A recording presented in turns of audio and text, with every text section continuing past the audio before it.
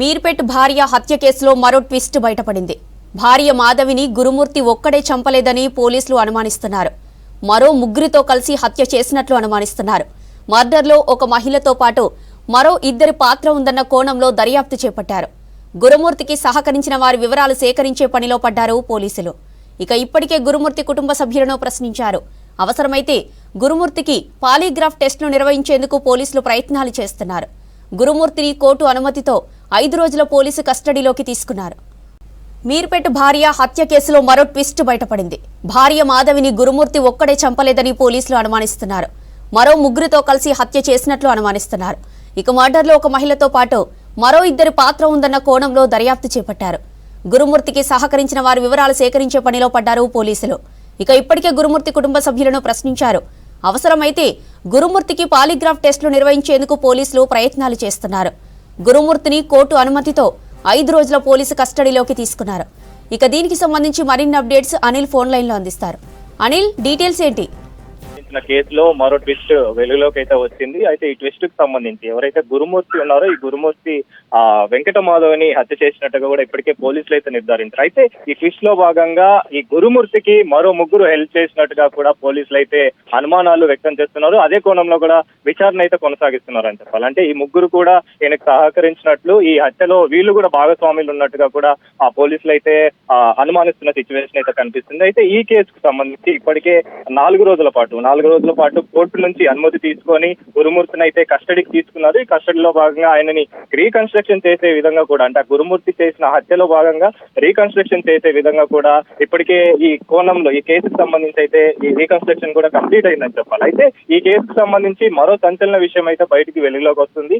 మరో ముగ్గురు ఈయనకు సహకరించినట్టుగా, ఈ హత్య చేసే సమయంలో ఈయనకి సహకరించినట్టుగా కూడా ఇప్పటికే ఆ పోలీసులు అయితే అనుమానిస్తున్నారు. ఈ అనుమానంలో భాగంగా వాళ్ళు ఇప్పటికే, అంటే ఈ కుటుంబ సభ్యులను అయితే ఇప్పటికే విచారించారు. అదే విధంగా ఈ ముగ్గురు ఎవరైతే ఉన్నారో ఇందులో 2 మహిళలు కూడా ఉన్నట్టుగా కూడా మనకి తెలుస్తున్న సిచ్యువేషన్. అంటే పోలీసులు తెలుస్తున్న వివరాల ప్రకారం ప్రస్తుతం వీళ్ళ ముగ్గురికి సంబంధించి ఆధారాలు అయితే సేకరిస్తున్నారు. వీళ్ళు ముగ్గురు కూడా ప్రెసెంట్ పరారులో ఉన్నట్టుగా కూడా తెలుస్తుంది. అంటే ఈ హత్యకు సంబంధించి, అంటే ఈ సంక్రాంతి సమయంలో జరిగిన ఈ ఘటనకు సంబంధించి, ఈ హత్యకు సంబంధించి ఇప్పటికే ఎన్నో ట్విస్టులు అయితే బయటపడుతున్నాయి. అదే విధంగా ఈ రోజు కొత్తగా ఈ మరొక ట్విస్ట్ అయితే బయటకు వచ్చిన సిచ్యువేషన్ కనిపిస్తుంది. అయితే ఈ ట్విస్ట్ లో భాగంగా ఇప్పటికే గురుమూర్తికి సంబంధించి ఆధారాలకు సంబంధించి పోలీగ్రఫీ ఆ టెస్ట్ చేసే సిచ్యువేషన్ లో కూడా పోలీసులు అయితే ఉన్నట్టుగా కూడా మనకు తెలుస్తుంది. అంటే ఈ పోలీగ్రఫీ ద్వారా ఆయనకు సంబంధించి మరిన్ని ఆధారాలు సేకరించే విధంగా పోలీసులు అయితే ప్రయత్నిస్తున్నారు అని చెప్పాలి.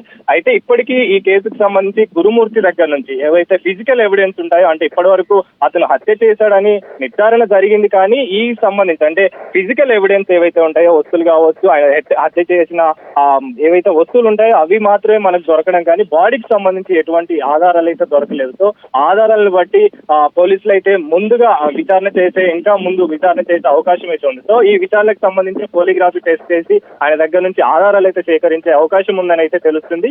సో ఏదైతే ఈ రోజు కొత్తగా ఈ ట్విస్ట్ బయటకు వచ్చింది, ఈ ట్విస్ట్ లో భాగంగా పోలీసులు అయితే ఈ ముగ్గురికి సంబంధించి మరో ముగ్గురు ఎవరైతే ఇతనికి సంబంధించి హెల్ప్ చేశారో, హెల్ప్ లో భాగంగా ఈ హత్యకు సంబంధించి ఏ విధంగా వీళ్ళు సహకరించారో, అసలు ఎప్పటి నుంచి వీళ్ళు ఈ హత్యకు సంబంధించి ముందుగానే ఫాలో అప్ చేశారనే కోణంలో అయితే విచారణ అయితే చేస్తున్నారని చెప్పాలి. ప్రస్తుతం వీళ్ళు ముగ్గురు కూడా పరారులో ఉన్నట్టు, అందుబాటులో లేని సిచ్యువేషన్ లో ఉన్నారని కూడా తెలుస్తుంది. అయితే ఈ హత్యకు సంబంధించి వివరాలకు కనుక వెళ్తే, అంటే 14వ తారీఖు గురుమూర్తి మరియు వెంకట మాధవి వీళ్ళిద్దరు కూడా ఇంట్లో ఉన్న సమయంలో వెంకట మాధవి తోటి గొడవ జరగడంతో 15వ తారీఖు ఆమెని హత్య చేసిన తర్వాత అతను ఆ బాడీని కనిపించకుండా 3 రోజుల పాటు కంటిన్యూగా ఆ బాడీని కనిపించకుండా ఆమెని చంపి పార్ట్ గా చేసి ఆ తర్వాత ఆ పార్ట్లన్నిటిని కూడా ఒక వాటర్ హీటర్ లో పడేయడం, ఆ వాటర్ హీటర్ లో ఏదైతే వాటర్ ఉందో ఆ వాటర్ హీటర్ లో మొత్తం మగ్గించి ఆ తర్వాత గ్యాస్ స్టవ్ లో కూడా మార్చిన తర్వాత మొత్తం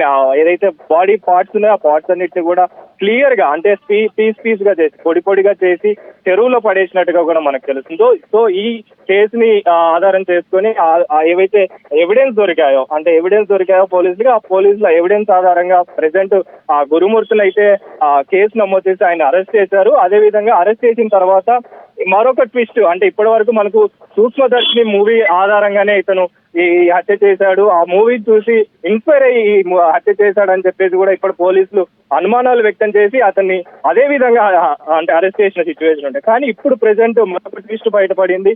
ఇతను మరొక ముగ్గురు హెల్ప్ తీసుకొని ఈ హత్యకు పాల్పడినట్టుగా కూడా మనకు తెలుస్తుంది. సో దీనికి సంబంధించి ప్రెసెంట్ అయితే పోలీసులు దర్యాప్తు చేస్తున్నారు. వీళ్ళు ముగ్గురికి సంబంధించి కూడా గాలింపు చర్యలు అయితే చేపట్టారని చెప్పాల్సి వస్తుంది.